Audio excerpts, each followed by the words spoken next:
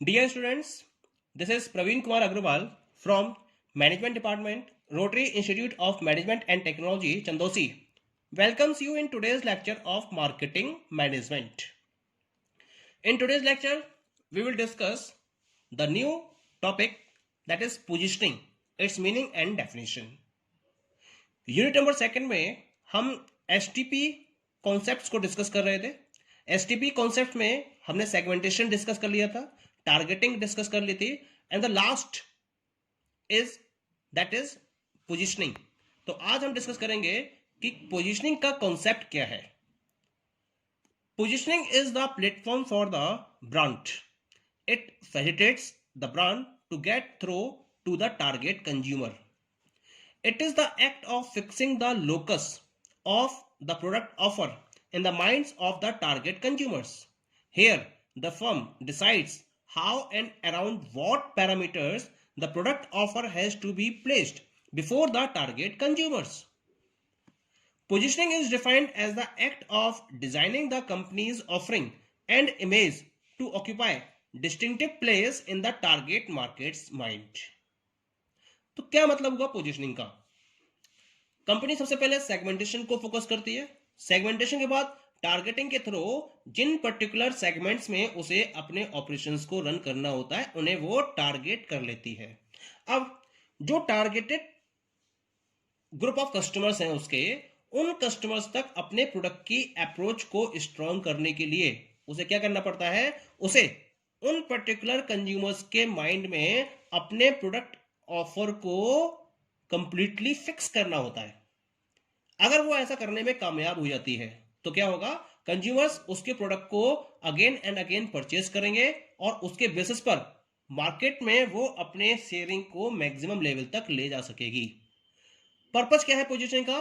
Purpose है consumers को इस तरीके से परसुएट करना, इस तरह से कंज्यूमर्स को अट्रैक्ट करना और कंज्यूमर्स के माइंड में अपनी एक पोजीशनिंग को फिक्स करना जिससे कि कंज्यूमर्स उसके लॉयल कंज्यूमर्स में कन्वर्ट हो जाए।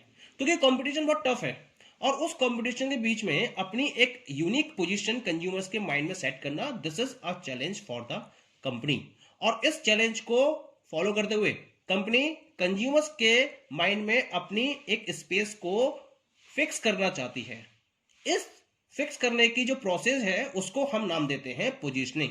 इसी वजह से यहां पे क्या कहा मैंने, positioning is defined as the act of designing the company's offering and image to occupy distinctive place in the target market's mind.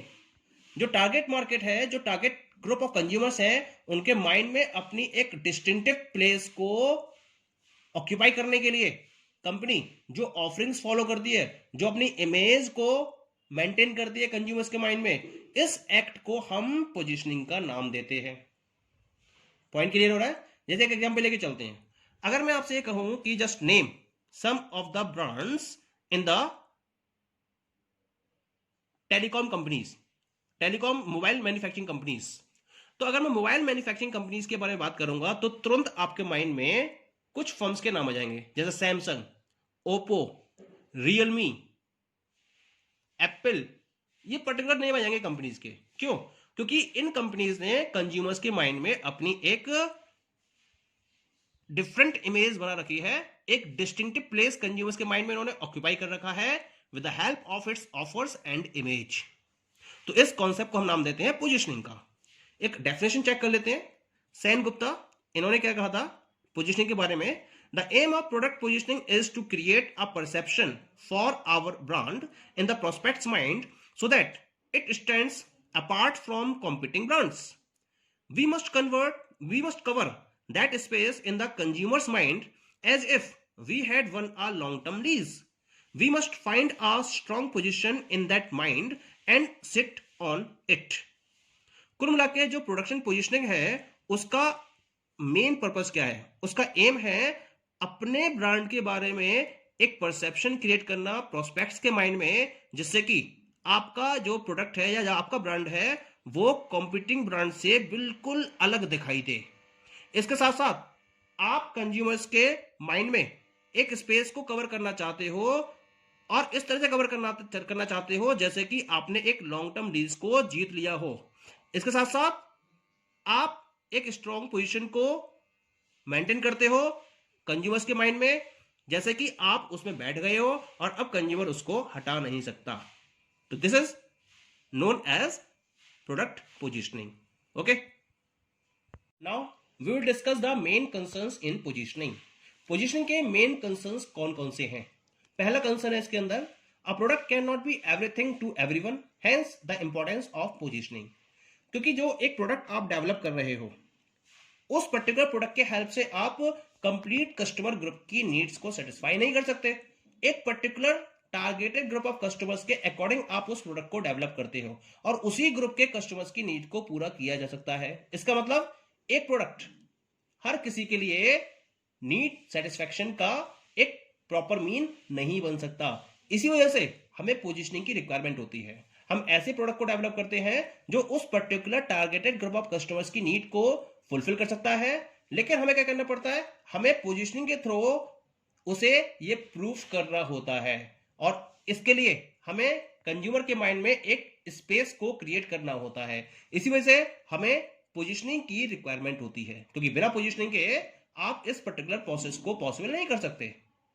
इसके लिए आप डिफरेंट टाइप के sales, promotion, advertising, public relations, publicity and so on tools का use करते हो और consumers के mind में अपनी एक पोजीशन सेट करते हो। Clear? Second one is positioning means putting the product in a pre determined orbit. आपने सोच रखा है कि कंज्यूमर्स के माइंड में किस तरीके से आप अपनी इमेज को क्रिएट करना चाहते हो और एक पोजीशनिंग को सेट करना चाहते हो और उसी के अकॉर्डिंग अपनी पोजीशनिंग स्ट्रेटजी को डेवलप करते हो। तो पोजीशनिंग के अकॉर्डिंग या पोजीशनिंग को फोकस करते हुए आप ऐसी स्ट्रेटजी डेवलप करते हो जिससे कि कंज्यूमर्स के माइंड में आप उस पर्टिकुलर स्पेस को क्रिएट कर सको जो आपने प्री डिटरमाइंड, जिसके लिए आप प्री डिटरमाइंड हो, पहले से ही आपने फोकस कर रखा हो। ऐसे पर्टिकुलर एक्ट को फोकस करते हुए अपनी स्ट्रेटजी को आप डेवलप करते हो। क्लियर?